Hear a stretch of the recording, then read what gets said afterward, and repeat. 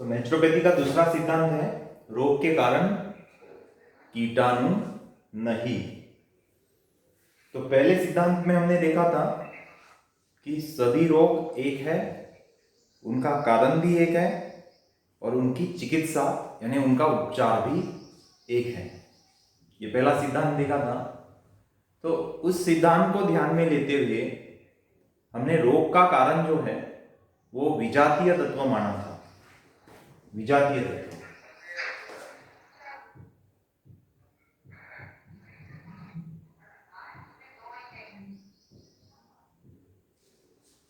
Mic किसका शुरू है?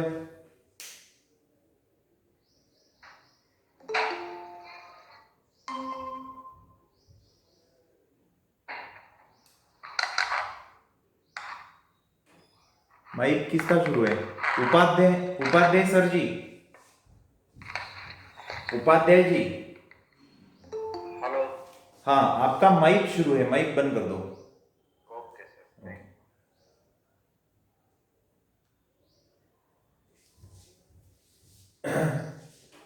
ठीक है, तो रोग का कारण हमने माना है विजातीय तत्व। तो जब हम रोग का कारण विजातीय तत्व मानते हैं तो रोग के कारण कीटाणु नहीं है ऐसे सिद्ध हो जाता है वहां पर। लेकिन हम ये भी देखते हैं कि जब हम किसी संसर्ग व्यक्ति के संपर्क में आ जाते हैं, मान लो कि वर्तमान ही एग्जाम्पल उदाहरण हम लेते हैं, जैसे किसी कोरोना व्यक्ति के अगर हम संपर्क में आते हैं तो जिस व्यक्ति को कोरोना हो गया है उससे फिर अन्य व्यक्तियों को कोरोना का संपर्क यानी संसर्ग हो जाता है, इन्फेक्शन हो जाता है।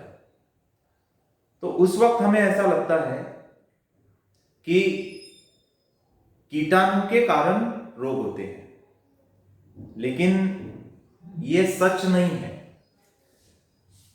सच क्या है? विजातीय तत्व जो है वो रोग का प्राथमिक कारण है। प्राथमिक कारण, प्राइमरी कॉज जिसे हम बोल सकते हैं, प्राइमरी कॉज प्राथमिक कारण है। और जीवाणु या कीटाणु जो है, कीटाणु समझने के लिए इस बात को हम यहां पर कहेंगे कि कीटाणु रोग का सेकेंडरी कॉज है।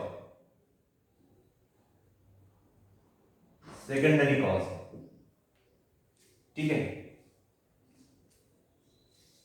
तो इस बात की पुष्टि करने के लिए, इस बात को समझाने के लिए थोड़ा सा मैं आपको क्वेश्चन करता हूं, पूछता हूं। मान लो कि जिस घर में कोरोना हो गया था और उस घर में मान लो कि 5 सदस्य हैं, तो उस घर में जितने सदस्य हैं उनको कोरोना होना चाहिए था, क्योंकि एक व्यक्ति को जब कोरोना हो जाता है तो वो व्यक्ति उस घर में जितने सदस्य हैं उन सभी के संपर्क में आ जाता है। लेकिन ऐसे नहीं देखा जाता है या फिर ऐसे नहीं देखा गया है। जिस व्यक्ति के घर में एक व्यक्ति इन्फेक्ट हो गया, यानी एक पूरा एक परिवार है 5 लोगों का, और उस 5 लोगों के परिवार में एक व्यक्ति को कोरोना हो गया। ऐसा भी हुआ है कि किसी किसी फैमिली में ऐसा हुआ है कि एक व्यक्ति को कोरोना हो गया और फिर जितने सदस्य थे घर में उन सभी को कोरोना हो गया। लेकिन कहीं पर ऐसे भी एग्जाम्पल देखने को मिले हैं कि एक ही व्यक्ति को कोरोना हो गया और बाकी व्यक्तियों को कोरोना नहीं हुआ, या फिर ऐसे हुआ कि 5 सदस्य है तो 2 लोगों को कोरोना हो गया, 3 लोगों को नहीं हुआ, ठीक है। तो इस बात से हमें यह सिद्धांत ध्यान में आता है कि अगर जीवाणु ये कोरोना का या फिर इंफेक्शन का, कीटाणु जीवाणु अगर इंफेक्शन का कारण होते तो उस फैमिली में जितने सदस्य हैं, 5 सदस्य हैं, तो 5 लोगों को कंपलसरी कोरोना हो जाता। अभी भारत में जो डर पैदा हो गया वो किस कारण हो गया? इटली, ईरान और अमेरिका में जो इन्फेक्शन फैला, तो हमारे प्रधानमंत्री को ऐसे लगा कि वहां पर जो इन्फेक्शन फैला और जो मॉर्टेलिटी रेट यानी इन्फेक्शन के बाद में जो लोग मर रहे हैं वो सेम हमारे देश में हो जाएगा, ऐसे लगा। तो फिर क्या किया, पूरे देश में लॉकडाउन हो गया, डर पैदा हो गया लोगों में, और फिर लोग भी भयभीत हो गए। सामान्य बात थी लोगों का भयभीत होना। ऐसे क्यों हुआ? क्योंकि हमारे दिमाग में एलोपैथी मेडिकल साइंस ने, आधुनिक चिकित्सा शास्त्र जो है उसने ये बात पहले से ही डाल दी है कि इन्फेक्शन का कारण जो है वो कीटाणु है, वो जीवाणु है, वो विषाणु है। ये पहले से ही हमारे दिमाग में फिट है। क्यों है? क्योंकि हमारी राष्ट्रीय चिकित्सा पद्धति एलोपैथी है, और जो राष्ट्रीय चिकित्सा पद्धति होगी उन विचारों के माध्यम से ही रोगों के बारे में राष्ट्रीय स्तर पर, नेशनल लेवल पर सोचा जाता है। काश अगर हमारे देश की राष्ट्रीय चिकित्सा पद्धति, नेशनल ट्रीटमेंट आयुर्वेद या नेचुरोपैथी होती, तो काश ऐसे होता कि हमारे पूरे देश में लॉकडाउन शायद होता, लेकिन इतने समय तक लॉकडाउन नहीं चल पाता। 2-3 महीने का लॉकडाउन हो जाता था और फिर रिलीज भी हो जाता था। लेकिन क्या है कि हमारे देश की राष्ट्रीय चिकित्सा पद्धति एलोपैथी मेडिकल साइंस होने के कारण उन लोगों के दिमाग में ये बात फिट बैठ गई कि ये जो कोरोना का जो विषाणु है, ये जो कोरोना का वायरस है, ये कोरोना का वायरस इतना फैल जाएगा कि जो पिक्चर इटली, ईरान और फिर अमेरिका में देखा गया वो हमारे देश में ऐसे हो जाएगा।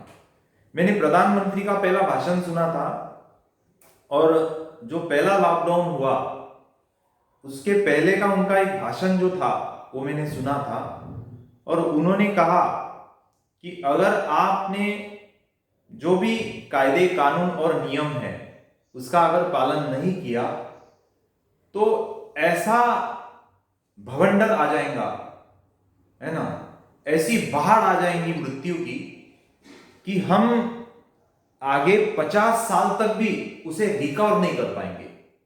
ये प्रधानमंत्री का कहना था। मुझे जब से कोरोना आया तब से यही बात पता थी कि रोग का कारण विषाणु नहीं है, जीवाणु नहीं है। रोग का कारण क्या है? विजातीय तत्व है।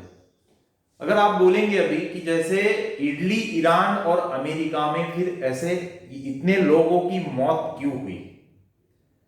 क्योंकि वहां पर की जो दिनचर्या है, मुझे पता है अमेरिका की दिनचर्या क्या है। वहां पर एक बार खाना बनाने के बाद में वो लोग 5-5 दिन तक वही खाना खाते हैं, बासा खाना वहां पर खाया जाता है। ठीक है, इटली, ईरान में भी वही है। और फिर वो हाइजीन के बारे में बहुत ही ज्यादा अलर्ट है ना। जैसे खाने में नमक अगर हम ज्यादा डाल दे तो जैसे खाना स्वादिष्ट नहीं बल्कि उसका टेस्ट जो है वो खराब हो जाता है ना। नमक खाने को स्वादिष्ट बनाता है, ये बात हमें पता है। लेकिन अगर नमक को हम आवश्यकता से उस सब्जी में या फिर उस खाने में अगर ज्यादा डाल दे तो क्या हो जाएगा? वो खाना खाने योग्य नहीं रहेगा। ठीक है, तो वैसे ही स्वच्छता के बारे में, हाइजीन के बारे में अगर हम बहुत ही ज्यादा अलर्ट हो जाए तो फिर हमारी इम्यूनिटी जो है वो खतरे में आ जाती है। क्योंकि वो इम्यूनिटी डेलिकेट हो जाती है, बहुत ही नाजुक हो जाती है, और फिर ऐसी इम्यूनिटी साधारण इन्फेक्शन को सहन नहीं कर पाती।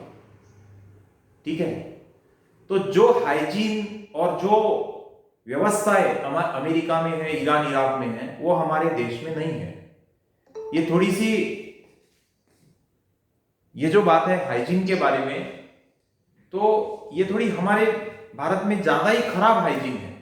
स्वच्छता होनी चाहिए, उस स्तर की स्वच्छता हमारे भारत में नहीं है। बहुत ही खराब व्यवस्था है हमारे भारत में, इतनी भी खराब नहीं होनी चाहिए। और अमेरिका जैसी हाइजीन की व्यवस्था इतनी भी बहुत ज्यादा अच्छी नहीं होनी चाहिए। क्यों नहीं होनी चाहिए? हमेशा आप पानी पिएंगे तो बिसलरी का ही पिएंगे, है ना। ऐसी अगर आपकी व्यवस्था है घर की, तो जब आप नल का पानी पिएंगे, अब आपको बिसलरी का पानी नहीं मिल रहा है, आप नल का पानी पिएंगे, तो उस वक्त आप भारी बीमार पड़ सकते हैं। क्यों? क्योंकि आपके भीतर आपके इम्यूनिटी को उस पानी की कभी भी आदत नहीं है, उसका अभ्यास नहीं है। तो फिर क्या होगा? वो पानी पीने से या फिर एक आधे इमरजेंसी में थोड़ा सा बाहर का खाना खाने से क्या हो जाएगा? वो व्यक्ति बीमार हो जाएगा, है ना।